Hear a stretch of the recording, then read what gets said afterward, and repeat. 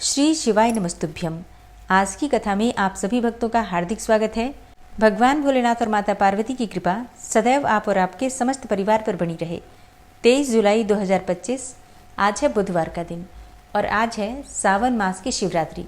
तो सबसे पहले तो आप सभी भक्तों को सावन शिवरात्रि की मंगल शुभकामनाएं। और अब भगवान शिव का ध्यान करके आज की पावन कथा का प्रारंभ करते हैं। सूत जी कहते हैं, एक समय दर्शाण देश के राजा वज्रबाहु की पत्नी सुमति अपने नवजात शिशु के साथ असाध्य रोग की शिकार हो गई थी। इसीलिए दुष्ट बुद्धि राजा ने उसे वन में त्याग दिया। वहां अनेकों प्रकार के कष्ट भोगती हुई वह यत्नपूर्वक आगे बढ़ने लगी। बहुत दूर जाने पर उसने वैश्यों का एक नगर देखा जिसमें बहुत से स्त्री पुरुष निवास करते थे। उस नगर का रक्षक एक बहुत बड़ा महाजन वैश्य था जो पद्माकर के नाम से प्रसिद्ध था। वह दूसरे कुबेर के समान धनवान था। उस वैश्यराज के घर में सेवा टहल का कार्य करने वाली कोई दासी इधर ही आ रही थी। वह दूर से ही राजपत्नी को देखकर उनके समीप आ गई और उसने रानी को देखते ही उनका सारा हाल जान लिया। वह पुत्र सहित अत्यंत कष्ट भोग रही थी। दासी ने अपने स्वामी को उस स्त्री का दर्शन करवाया। वैश्यराज ने रोगी पुत्र के साथ स्वयं भी रोग से पीड़ित हुई राजपत्नी को एकांत में बुलाकर उसका सब वृतांत पूछा और सब बात जान लेने पर अपने घर के पास ही एकांत गृह में उसे ठहराया। फिर अन्न, वस्त्र, जल और शैया आदि का प्रबंध करके वैश्य ने माता के समान उसका आदर किया। उस घर में सुरक्षित होकर निवास करती हुई राजपत्नी के व्रण और यष्मा आदि रोगों की शांति नहीं हुई। कुछ ही दिनों में रानी का पुत्र घाव से पीड़ित होकर वैद्यों की चिकित्सा शक्ति से परे जा पहुंचा और मृत्यु को प्राप्त हो गया। पुत्र के मरने पर रानी महान शोक से ग्रस्त होकर मूर्छित हो गई और टूटी हुई लता के समान धरती पर गिर पड़ी। फिर सचेत होने पर वैश्यों की स्त्रियों ने उसे बहुत समझाया, तथापि वह अत्यंत दुखित होकर विलाप करने लगी। हा पुत्र, बंधु बांधवों से त्यागी हुई अपनी इस दीन एवं अनाथ माता को छोड़कर तुम कहाँ चले गए? जब वह इस प्रकार विलाप कर रही थी, उसी समय ऋषभ नाम से प्रसिद्ध शिव योगी वहां आ पहुंचे। तब वैश्यराज ने अर्घ्य देकर उनका सत्कार किया। तत्पश्चात वे शोकग्रस्त राजपत्नी के समीप जाकर इस प्रकार बोले, बेटी, तुम इतना क्यों रो रही हो? संसार में किसका जन्म हुआ और कौन मृत्यु को प्राप्त हुआ? ये शरीर आदि जल के फेन के समान क्षणभंगुर हैं। कभी इनकी प्रतीति का भ्रम होता है तो कभी ये शांत हो जाते हैं और कभी पुनः इनकी स्थिति होती है। अतः फेन के समान इस शरीर की मृत्यु होने पर विद्वान पुरुष शोक नहीं करते। सत्व आदि तीनों गुण माया से उत्पन्न होते हैं। उन्हीं तीनों गुणों से शरीर की उत्पत्ति हुई है। अतः सबके शरीर त्रिगुणमय ही हैं। सत्वगुण की अधिकता होने से जीव देव योनि को प्राप्त होता है और रजोगुण से मानव योनि में जन्म लेता है और तमोगुण की अधिकता से अपनी वासना के अनुसार वह पशु, पक्षी इत्यादि योनि में उत्पन्न होता है। वर्तमान संसार में जीव अपने कर्मों के बंधन से बंधकर बार बार ऐसी सुख दुखमयी अवस्था को प्राप्त होता है जिसका अनुमान करना अत्यंत कठिन है। जिनकी आयु एक कल्प तक की मानी गई है, ऐसे देवताओं की स्थिति में भी उलटफेर होता रहता है। फिर जो अनेकों प्रकार के रोगों से ग्रस्त हैं, ऐसे मानव देहधारी प्राणियों की तो बात ही क्या है। कोई काल को ही इस शरीर की उत्पत्ति में कारण मानते हैं तो कोई कर्म को और कोई गुणों को हेतु मानते हैं। वस्तुतः काल, कर्म और गुण तीनों से ही शरीर का आधान हुआ है। यह 5 भौतिक शरीर उत्पन्न हो या मरे, इसे देखकर विद्वान पुरुष हर्ष और शोक नहीं करते। जीव अव्यक्त से उत्पन्न होता है और अव्यक्त में ही लीन होता है। केवल मध्यकाल में जल के बुलबुले की भांति व्यक्त सा प्रतीत होता है। जीव जब गर्भ में आता है उसी समय उसकी मृत्यु निश्चित हो जाती है। वह दैववश जन्म लेकर जीवित रहता है अथवा जन्म लेते ही सहसा ही उसकी मृत्यु हो जाती है। कितने ही जीव तो गर्भ में ही नष्ट हो जाते हैं।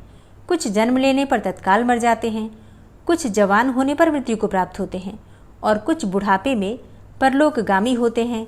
पहले का कर्म जैसा होता है वैसा ही शरीर जीव को प्राप्त होता है तथा वह कर्मों के अनुसार ही सुख दुख भोगता है। विधाता के द्वारा ललाट में लिखी हुई आयु, सुख, दुख, विद्या और धन को लिए हुए जीव जन्म लेता है। कर्मों का उल्लंघन करना असंभव है। काल का भी अतिक्रमण करना किसी के लिए संभव नहीं है। जगत के समस्त पदार्थ अनित्य हैं, इसलिए तुम्हें शोक नहीं करना चाहिए। स्वप्न के पदार्थों में नियम पूर्वक स्थिरता कहाँ है? इंद्रजाल में सच्चाई कहाँ है? शरद ऋतु के बादलों में चिरस्थायिता कहाँ है? और प्राणियों के शरीर में नित्यता कहाँ है? अब तक तुम्हारे 100 कोटि अयुत अर्थात 10,000 जन्म व्यतीत हो चुके हैं। अब तुम ही बताओ, तुम किसकी किसकी पुत्री हो, किसकी किसकी माता हो और किसकी किसकी पत्नी हो। यह शरीर 5 भूतों का बना हुआ है। यह त्वचा, रक्त और मांस से बंधा हुआ है, मेदा, मज्जा और हड्डियों का समूह है तथा मल, मूत्र और कफ का भाजन है। अरे मोह में पड़ी हुई नारी, यह जो तुम्हारे पास दूसरा शरीर अर्थात तुम्हारे पुत्र का शव पड़ा हुआ है, इस अपने पुत्र को भी अपने शरीर से निकला हुआ मल समझकर तुम्हें शोक नहीं करना चाहिए। कोई पंडित भी अपनी तपस्या, विद्या, बुद्धि, मंत्र, औषधि तथा रसायन से मृत्यु का उल्लंघन नहीं कर सकता।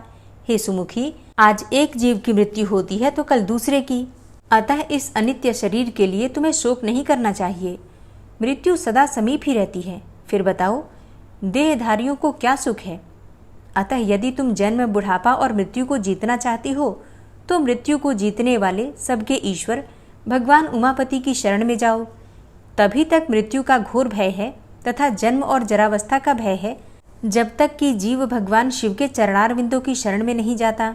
अत्यंत भयंकर संसार में नाना प्रकार के दुखों का अनुभव करके मनुष्य का मन जब उसकी ओर से विरक्त हो जाता है, उस समय उसे भगवान महेश्वर का ध्यान करना चाहिए। जो मन से भगवान शिव के ध्यान रूपी रसामृत का पान करता है, उस पुरुष को फिर संसार की विषय रूपी मदिरा को पीने की तृष्णा नहीं होती। जब सब प्रकार की आसक्तियों से छूटा हुआ मन वैराग्य के अधीन होकर भगवान शिव के चरणों के चिंतन में मग्न हो जाता है, तब मनुष्य का इस संसार में फिर जन्म नहीं होता। हे भद्रे, यह मन भगवान शिव के ध्यान का एकमात्र साधन है। उसे शोक और मोह में न डुबाओ, शिव जी का भजन करो। इस प्रकार शिव योगी ने अनुनय पूर्वक जब रानी को समझाया, तब उसने उन्हीं को गुरु मानकर उनके चरण कमलों में प्रणाम करके कहा कि हे भगवान, जिसका एकमात्र पुत्र मर गया हो और जिसे उसके प्रिय बंधुओं ने त्याग दिया हो तथा जो महान रोग से अत्यंत पीड़ित रहती हो, ऐसी मुझ अभागिनी के लिए मृत्यु के सिवा दूसरी कौन गति है। इसलिए मैं शिशु के साथ ही प्राण त्याग देना चाहती हूँ। मृत्यु के समय जो आपका दर्शन हो गया, मैं तो इतने से ही कृतार्थ हो गई हूँ। तब रानी की यह बात सुनकर दया निधान शिवयोगी मरे हुए बालक के पास आए और शिव मंत्र से अभिमंत्रित भस्म लेकर उसके मुंह में डाल दिया। विभूति के पड़ते ही वह मरा हुआ बालक प्राण युक्त हो गया। प्राण लौट आने पर बालक ने आंखें खोल दी।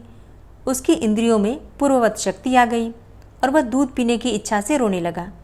तब नेत्रों से आनंद के आंसू बहाती हुई रानी ने झपटकर बालक को गोद में उठा लिया और उसे छाती से चिपकाकर वह अपूर्व आनंद में डूब गई। तत्पश्चात शिव योगी ने माता और बालक के विषैले घावों से युक्त शरीर में भस्म का स्पर्श करवाया। इससे उन दोनों के शरीर दिव्य हो गए। उन्होंने देवताओं के समान कांतिमान स्वरूप धारण कर लिया। तत्पश्चात ऋषभ ने रानी से कहा, बेटी, तुम दीर्घ काल तक जीवित रहो और जब तक इस संसार में जीवित रहोगी तब तक वृद्धावस्था तुम्हारा स्पर्श नहीं कर सकेगी। हे साध्वी, तुम्हारा यह पुत्र लोक में भद्रायु नाम से विख्यात होगा और अपना राज्य भी प्राप्त कर लेगा। तब तक तुम इन्हीं वैश्यराज के घर में निवास करो जब तक कि तुम्हारा पुत्र पूर्ण विद्वान न हो जाए। इस प्रकार ऋषभ योगी ने भस्म की शक्ति से मरे हुए राजकुमार को जीवित करके अपने अभीष्ट स्थान को प्रस्थान किया। इधर भद्रायु उन्हीं वैश्यराज के घर में क्रमशः बढ़ने लगा। वैश्य के भी सुनय नाम का एक पुत्र था, जो राजकुमार का सखा हुआ। राजकुमार और वैश्य कुमार दोनों परस्पर बड़ा स्नेह रखते थे। वैश्यराज ने भी विद्वान ब्राह्मणों के द्वारा राजकुमार और अपने पुत्र का भी संस्कार विस्तार पूर्वक करवाया और समय पर उपनयन संस्कार हो जाने के पश्चात दोनों बालकों ने गुरु सेवा में तत्पर होकर विनय पूर्वक संपूर्ण विद्याओं का संग्रह किया। तदनंतर जब राजकुमार का 16वां वर्ष लगा, तब वे ही ऋषभ योगी पुनः वैश्यराज के घर आए और रानी और राजकुमार ने बड़े हर्ष के साथ उनको बार बार प्रणाम करके उनकी यथा योग्य पूजा की।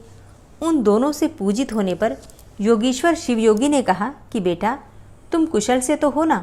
तुम्हारी माता को भी कोई कष्ट तो नहीं है? क्या तुमने सब विद्याओं का अध्ययन कर लिया?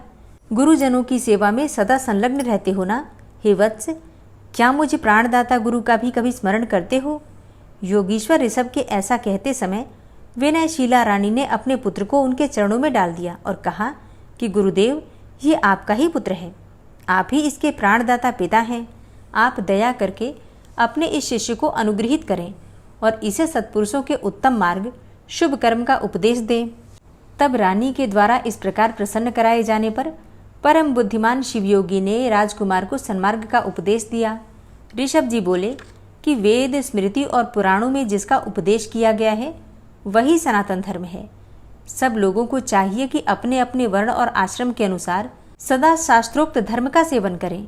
हे वत्स, तुम सदा सत्पुरुषों के मार्ग पर चलो, उत्तम आचार का ही पालन करो, देवताओं की आज्ञा का कभी उल्लंघन न करो, देवताओं की अवहेलना भी न करो। गौ, देवता, गुरु और ब्राह्मण के प्रति सदा भक्तिभाव रखो।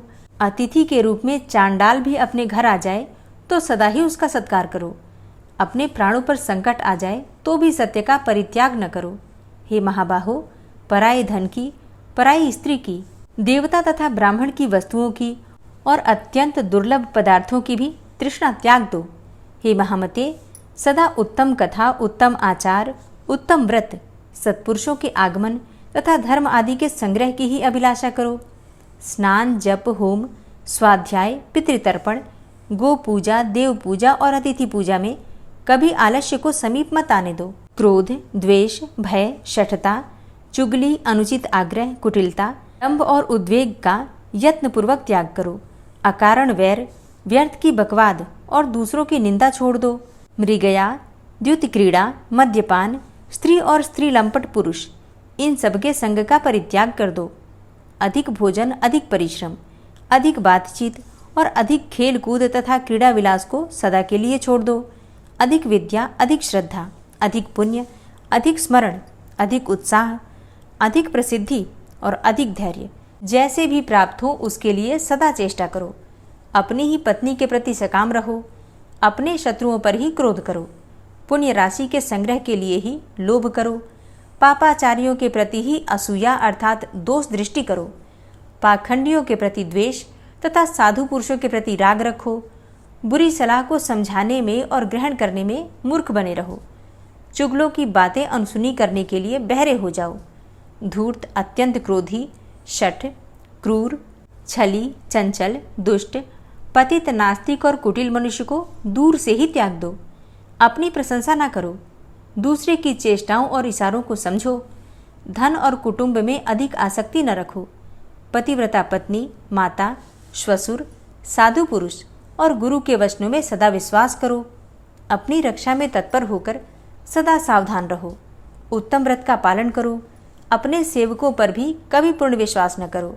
हे महामते, जो तुम्हारा विश्वास पात्र रहा हो ऐसा कोई पुरुष यदि चोरी में भी पकड़ा जाए तो उसे प्राण दंड न दो। पाप रहित मनुष्यों पर संदेह न करो। सत्य से विचलित न हो। अनाथ, दीन, वृद्ध, स्त्री, बालक और निरपराध मनुष्य की धन से, बुद्धि से, शक्ति से, बल से तथा अपने प्राणों द्वारा भी रक्षा करो।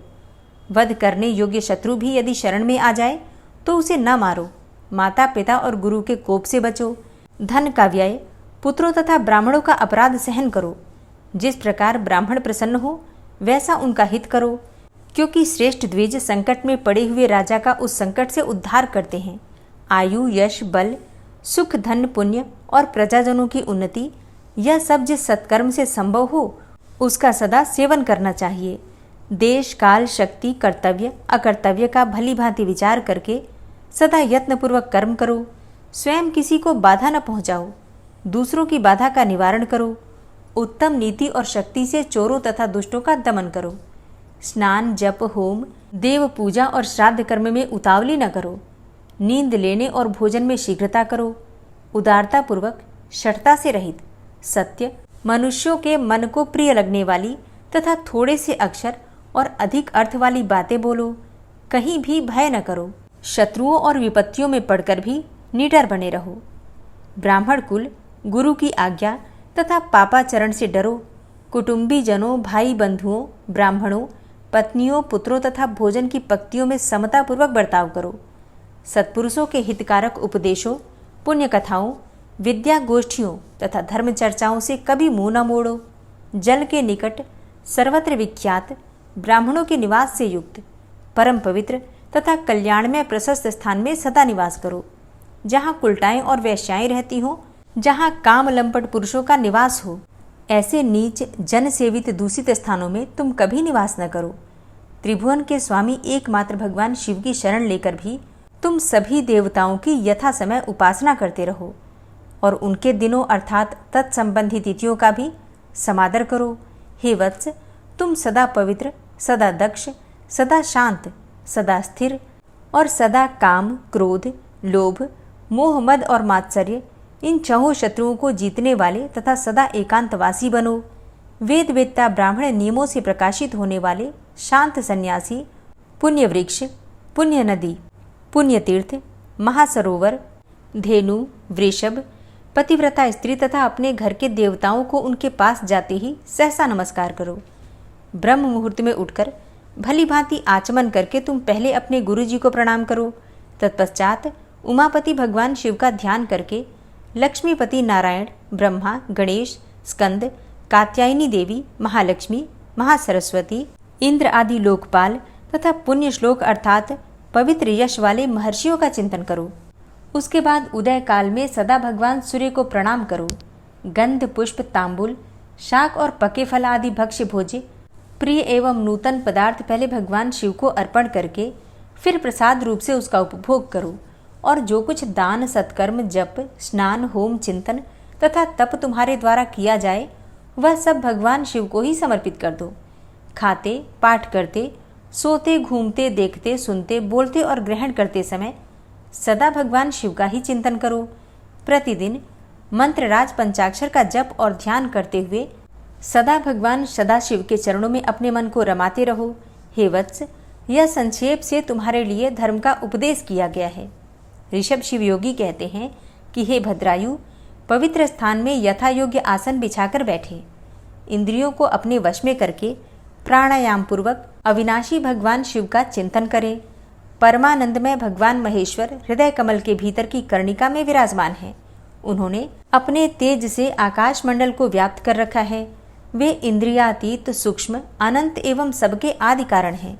इस प्रकार ध्यान के द्वारा समस्त कर्म बंधन का नाश करके चिरकाल तक चिदानंदमय भगवान सदाशिव में अपने चित्त को लगाए रहें। फिर षडक्षर न्यास के द्वारा अपने मन को एकाग्र करके मनुष्य शिव कवच के द्वारा अपनी रक्षा करें। शिव कवच इस प्रकार से है। सर्वदेव में महादेव जी गहरे संसार कूप में गिरे हुए मुझ असहाय की रक्षा करें। उनका दिव्य नाम मेरे समस्त हृदयवस्थित पापों का नाश करें। संपूर्ण विश्व जिनकी मूर्ति है, जो ज्योतिर्मय आनंद घन स्वरूप चिदात्मा है, वे भगवान शिव मेरी सर्वत्र रक्षा करें। जो सूक्ष्म से भी अत्यंत सूक्ष्म है, महान शक्ति से संपन्न है, वे ईश्वर महादेव जी संपूर्ण भयों से मेरी रक्षा करें। जिन्होंने पृथ्वी के रूप में इस विश्व को धारण कर रखा है, वे अष्टमूर्ति गिरीश पृथ्वी से मेरी रक्षा करें। जो जल के रूप में जीवों को जीवन दान दे रहे हैं, वे जल से मेरी रक्षा करें। जो विशद लीला विहारी शिव कल्प के अंत में समस्त भुवनों को विदग्ध करके आनंद से नृत्य करते हैं, वे काल रुद्र भगवान दावानल से, आंधी तूफानों से और समस्त तापों से मेरी रक्षा करें। प्रदीप्त विद्युत एवं स्वर्ण के सदृश जिनकी कांति है, विद्या, वर, अभय मुद्रा और कुठार जिनके कर कमलों में सुशोभित हैं, जो चतुर्मुख और त्रिलोचन हैं, वे सत्पुरुष भगवान पूर्व दिशा में मेरी निरंतर रक्षा करें। जो कुठार, वेद, अंकुश, पाश, शूल, कपाल, नगाड़ा और रुद्राक्ष की माला को धारण किए हुए हैं, जो चतुर्मुख हैं, वे नील रुचि त्रिनेत्र अघोर भगवान दक्षिण दिशा में मेरी रक्षा करें। कुंद, चंद्रमा, शंख और स्फटिक के समान जिनकी उज्ज्वल कांति है, वेद, रुद्राक्ष माला, वर और अभय मुद्रा से जो सुशोभित हैं, वे महाप्रभावशाली चतुरानन त्रिलोचन सद्योधिजात भगवान पश्चिम दिशा में मेरी रक्षा करें। जिनके हाथों में वर, अभय मुद्रा, रुद्राक्ष माला और टांकी विराजमान है, कमल किंजल्क के सदृश जिनका वर्ण है, वे चतुर्मुख त्रिनेत्र वामदेव भगवान उत्तर दिशा में मेरी रक्षा करें। जिनके कर कमलों में वेद, अभय, वर, अंकुश, टांकी, पाश, कपाल, नगाड़ा, रुद्राक्षमाला और शूल सुशोभित हैं, जो चित द्युति हैं, वे परम प्रकाश रूप पंचमुख ईशान भगवान मेरी ऊपर से रक्षा करें।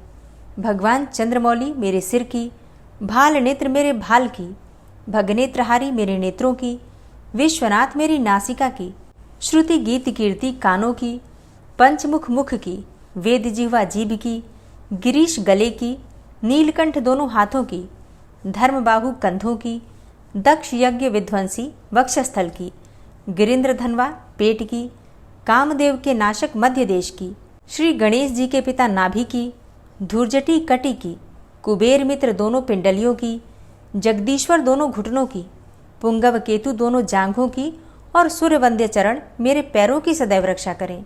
महेश्वर दिन के पहले प्रहर में मेरी रक्षा करें, वामदेव मध्य के प्रहर में, त्रयंबक तीसरे प्रहर में और वृषभ ध्वज दिन के अंत वाले प्रहर में मेरी रक्षा करें। शशि शेखर रात्रि के आरंभ में, गंगाधर अर्धरात्रि में, गौरीपति रात्रि के अंत में और मृत्युंजय सर्वकाल में मेरी रक्षा करें। शंकर अंतःस्थित अवस्था में मेरी रक्षा करें, स्थाणु बहिस्थित रक्षा करें, पशुपति बीच में रक्षा करें और सदाशिव सब ओर से मेरी रक्षा करें। भुवनैक नाथ खड़े होने के समय, प्रमथनाथ चलते समय, वेदांत वेद्य बैठे रहते समय और अविनाशी शिव सोते समय मेरी रक्षा करें। नीलकंठ रास्ते में मेरी रक्षा करें, त्रिपुरारी शैलादि दुर्गों में और उदार शक्ति मृगव्याध वनवासादि महान प्रवासों में मेरी रक्षा करें। जिनका प्रबल क्रोध कल्पों का अंत करने में अत्यंत पटु है, जिनके प्रचंड अट्टहास से ब्रह्मांड कांप उठता है, वे वीरभद्र जी समुद्र के सदृश भयानक शत्रु सेना के दुर्निवार महान भय से मेरी रक्षा करें।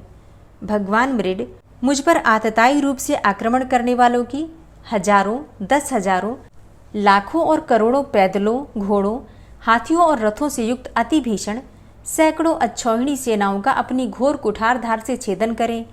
भगवान त्रिपुरांतक का प्रलयाग्नि के समान ज्वालाओं से युक्त जलता हुआ त्रिशूल मेरे दस्यु दल का विनाश कर दें और उनका पिनाक धनुष शार्दूल, सिंह, रीछ और भेड़िया आदि हिंसक जंतुओं को संत्रस्त करें। वे जगदीश्वर मेरे बुरे स्वप्न, बुरे शकुन, बुरी गति, मन की दुष्ट भावना, दुर्भिक्ष, दुर्व्यसन, दुस्सह, अपयश, उत्पात, संताप, विषभय, दुष्ट ग्रहों के दुख तथा समस्त रोगों का नाश करें।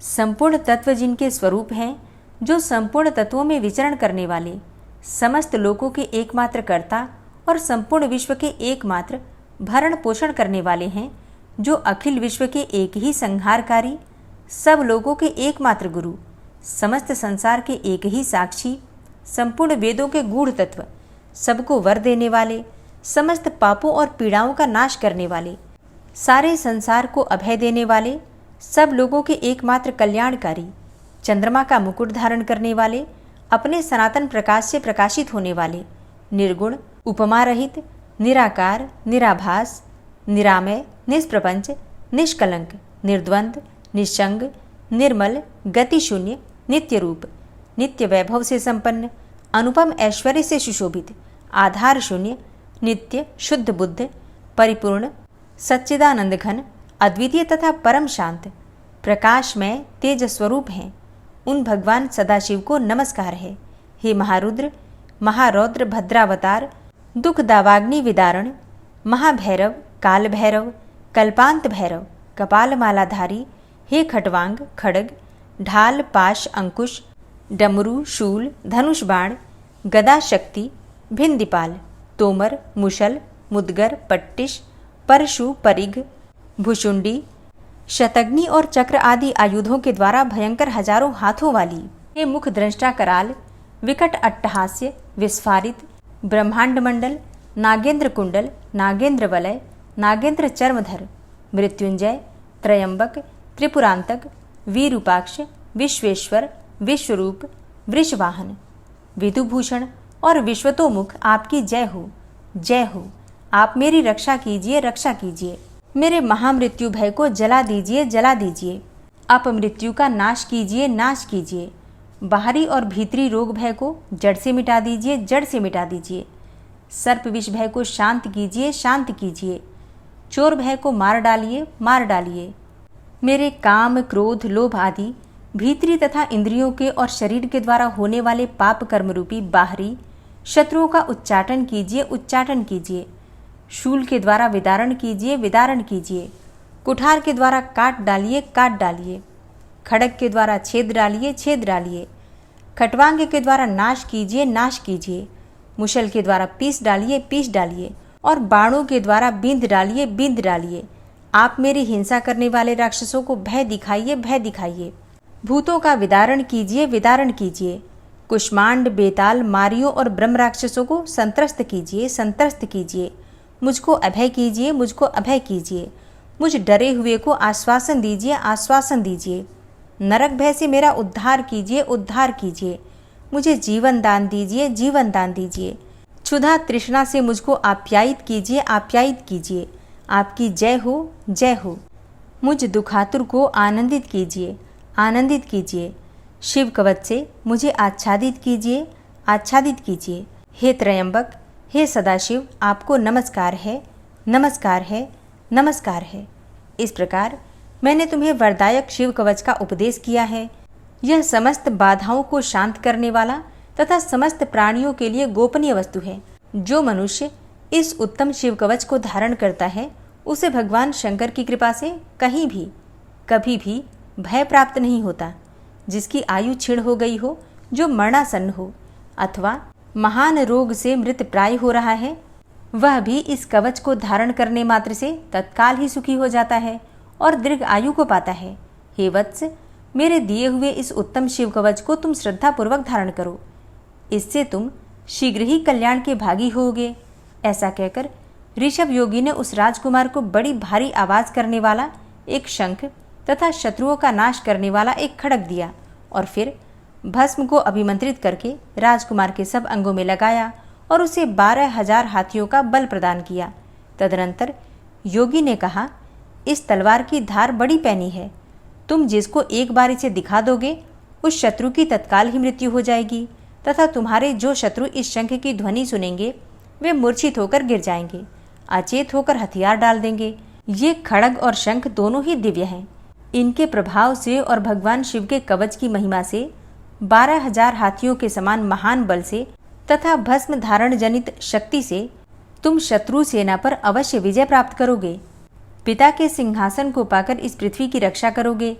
इस प्रकार माता सहित भद्रायु को भली भांति उपदेश करके उन दोनों से पूजित होकर योगी बाबा इच्छानुसार चले गए। इधर मगध देश के राजा ने राजा वज्रबाहु को युद्ध में हराकर उनकी राजधानी को नष्ट भ्रष्ट कर दिया, उनकी स्त्रियों और गोधन आदि को हर लिया और वज्रबाहु को भी बलपूर्वक बांधकर रथ पर बैठाकर वे शत्रु लोग अपने नगर को ले गए। इस प्रकार राष्ट्र के विनाश का भयंकर कोलाहल होने पर बलवान राजकुमार भद्रायु ने भी ये समाचार सुना कि शत्रुओं ने मेरे पिता को बांध लिया, मेरी माताओं को भी हर लिया और दर्शान देश का राज्य नष्ट कर दिया है। यह सुनकर राजकुमार भद्रायु सिंह की भांति गर्जना करने लगा।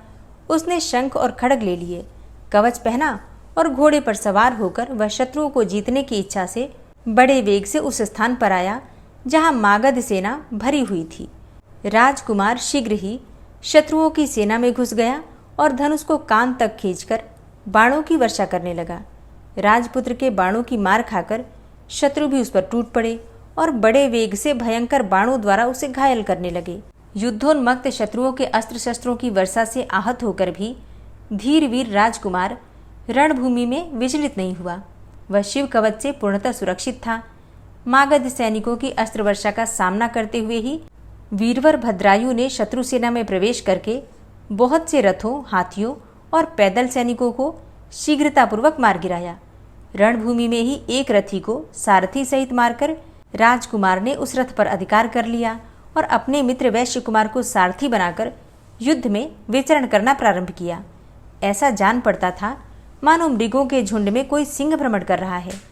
तब शत्रु सेना के सभी बलवान सेनापति अपना धनुष उठाए क्रोध में भरकर केवल उसी की ओर दौड़ पड़े।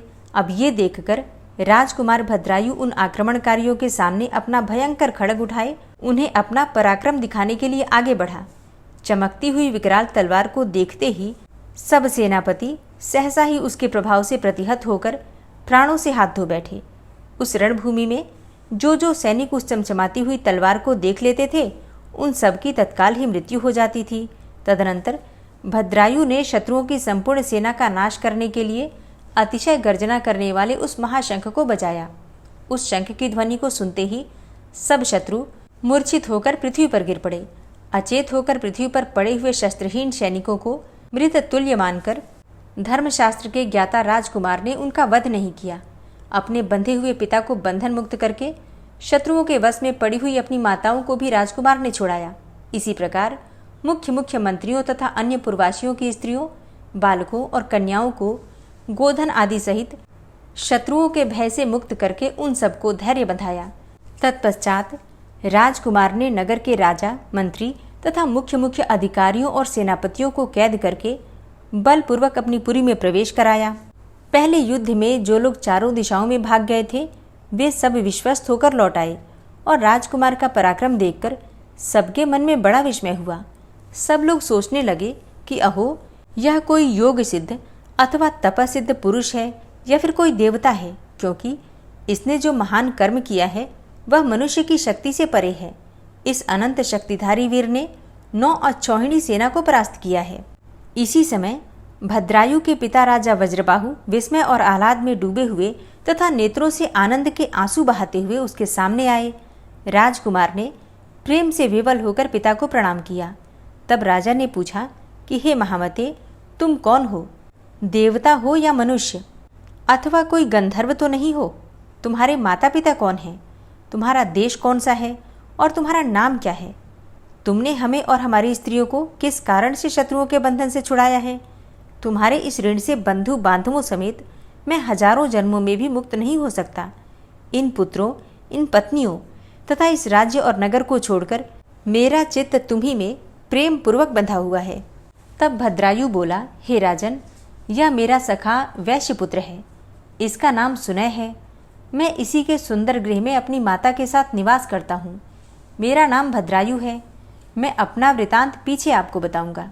इस समय आप स्त्रियों और मित्रजनों के साथ नगर में प्रवेश कीजिए और शत्रुओं का भय छोड़कर सुख से रहिए। जब तक मैं पुनः लौटकर ना आऊं तब तक इन शत्रुओं को न छोड़िएगा। ऐसा कहकर राजकुमार भद्रायु राजा की आज्ञा लेकर अपने घर को आया और वहां उसने अपनी माता से सब समाचार कह सुनाया। रानी ने प्रसन्न होकर अपने पुत्र को हृदय से लगा लिया और वैश्यराज ने भी प्रेम से राजकुमार का आलिंगन करके उसका विशेष सत्कार किया। इधर महाराज वज्रबाहु स्त्री पुत्र और मंत्रियों के साथ अपने राजमहल में प्रवेश करके बहुत प्रसन्न हुए और वह रात्रि व्यतीत होने पर योगियों में श्रेष्ठ ऋषभ महारानी सीमंतिनी के पति राजा चंद्रांगद के समीप गए और भद्रायु की उत्पत्ति तथा उसके अलौकिक पराक्रम का वर्णन करके एकांत में प्रेम पूर्वक बोले, हे राजन, तुम अपनी पुत्री कीर्तिमालिनी का विवाह राजकुमार भद्रायु के साथ करो। इस प्रकार निषद राज को समझाकर योगी ऋषभ चले गए। तदनंतर राजा चंद्रांगद ने वैवाहिक मंगल के लिए उपयुक्त शुभ मुहूर्त में भद्रायु को बुलाया और अपनी कीर्तिमालिनी नामक पुत्री उसे ब्याह दी। भद्रायु के पिता राजा वज्रबाहु को भी बुलाकर निषद राज ने मंत्रियों सहित उनकी अगवानी की और नगर में आने पर उनका यथावत सत्कार किया। वज्रबाहु ने देखा शत्रुओं का नाश करने वाला भद्रायु विवाह करके मेरे चरणों में प्रणाम कर रहा है। तब उन्होंने बड़े प्रेम और हर्ष से उठाकर उसे अपने हृदय से लगा लिया तथा निषद राज से कहा, हे चंद्रांगद जी, आपका यह दामाद बड़ा बलवान है। मैं इसके वंश और जन्म का यथार्थ परिचय सुनना चाहता हूँ। उनके इस प्रकार पूछने पर निषद राज ने उनसे एकांत में मिलकर हंसते हुए कहा, महाराज, यह आपका ही पुत्र है। शैशव काल में यह रोग से पीड़ित था और इसकी माता भी रोग से व्याकुल रहती थी। अतः आपने माता सहित इस बालक को वन में त्याग दिया था। बालक के साथ वन में घूमती हुई वह असहाय नारी दैव योग से एक वैश्य के घर में जा पहुंची और वैश्य ने उसकी रक्षा की। फिर आपका यह बालक रोग से अत्यंत पीड़ित होकर मर गया, किंतु किसी योगी राज ने आकर इसे पुनः जीवित कर दिया। योगी राज का नाम ऋषभ है। शिव योगी ऋषभ के ही प्रभाव से ये माँ बेटे देवताओं के समान दिव्य रूप को प्राप्त हुए हैं। उन्हीं के दिए हुए शत्रुनाशक खड्ग और शंख के द्वारा शिव कवच से सुरक्षित होकर भद्रायु ने युद्ध में शत्रुओं पर विजय पाई है। ये अकेले ही 12,000 हाथियों का बल धारण करते हैं। ये सब विद्याओं में पारंगत हैं और अब ये मेरे जामाता भी हो गए हैं। अतः आप इन्हें और इनकी पतिव्रता माता को अपने साथ लेकर अपने नगर को जाइए और इससे आप उत्तम कल्याण के भागी होंगे। ये सब बातें बताकर राजा चंद्रांगद अपने रनिवास में ठहरी हुई राजा की ज्येष्ठ पत्नी को वहां लेकर आए। वे वस्त्र आभूषणों से विभूषित थीं। उन्होंने वज्रबाहु को रानी से मिलाया। यह सब वृतांत सुनकर और देखकर राजा वज्रबाहु बहुत लज्जित हुए और मूर्खतावश उनके द्वारा जो अनुचित कर्म हो गया था उसकी वे स्वयं ही निंदा करने लगे। पत्नी और पुत्र के दर्शन से उन्हें बड़ी प्रसन्नता प्राप्त हुई। उनके सब अंगों में रोमांच हो आया और उन्होंने दोनों को हृदय से लगा लिया। इस प्रकार निषद राज से पूजित और प्रशंसित होकर राजा वज्रबाहु ने अपनी बड़ी रानी को, राजकुमार भद्रायु को और पुत्रवधू कीर्तिमालिनी को भी साथ लेकर परिवार सहित अपनी राजधानी को प्रस्थान किया और वहां जाकर भद्रायु ने समस्त पुरवासियों को आनंदित किया। समय आने पर उसके पिता जब स्वर्गवासी हो गए तब युवावस्था में अद्भुत पराक्रमी भद्रायु ने ही संपूर्ण पृथ्वी का शासन किया और ब्रह्मर्षियों के समीप मगधराज हेमरथ से मित्रता जोड़कर उन्हें अपने बंधन से मुक्त किया। ओम नमः शिवाय। श्री शिवाय नमस्तुभ्यम। आज की कथा का यहीं पर समापन करती हूँ और उम्मीद करती हूँ कि यह कथा आपको ज़रूर पसंद आई होगी। तो अगर कथा पसंद आई है तो वीडियो को लाइक किए बिना तो बिल्कुल नहीं जाना है। कमेंट बॉक्स में हर हर महादेव ज़रूर लिखना है और अगर संभव हो तो वीडियो को शेयर भी किया कीजिए और शिव पुराण की कथा जो कि प्रतिदिन अपलोड होती है इस चैनल पर उसे भी ज़रूर सुना कीजिए। मिलती हूँ मैं आपसे अगली वीडियो में। तब तक के लिए भगवान भोलेनाथ की शरण में रहिए और इस कथा का चिंतन, मनन और स्मरण करते रहिए। जय भोलेनाथ।